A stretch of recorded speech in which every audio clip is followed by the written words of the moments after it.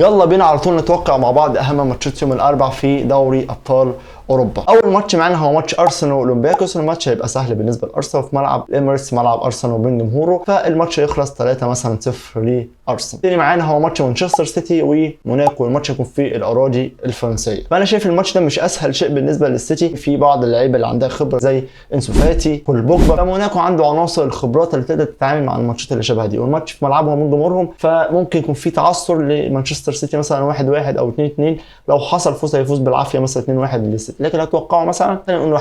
والماتش الاخير معانا بقى هو ماتش باريس سان جيرمان وبرشلونه، ماتش تقيل جدا، وده ماتش سهره بالنسبه لنا، وده اكتر ماتش مرتقب اكيد في الجوله الثانيه من دوري اوروبا. ماتش مليان تحديات بالنسبه لبرشلونه، وبرضه في نفس الوقت بالنسبه لباريس سان جيرمان ماتش مش اسهل شيء. بالنسبه لتوقعي الشخص، حاسس ان الفرقتين مش عايزين يخسروا كتير في اول الجوله، ممكن يكون في تخوف الى حد ما ان هم يخسروا او يتكعبلوا ولا حاجه، فممكن الاثنين يقفلوا الماتش على بعض، وبدل ما احنا كنا مستنيين الماتش يبقى ماتش عادي وماتش متقفل ملوش شكل هجومي كويس. وده انا كمتفرج قبل ما اكون برشلوني ما اتمنهوش بصراحه، اتفرج على ماتش حلو كده. وبالنسبه لتوقعي اما فوز برشلونه يا تعادل، والاقرب بالنسبه لي التعادل للاسباب اللي انا لسه قايلها من شويه. وبس كده، قولوا لي انتوا كمان توقعاتكم، وخلينا نشوف اللي هيحصل بعد الماتشات. ولو عجبك الفيديو ما تنساش تتابعني. سلام.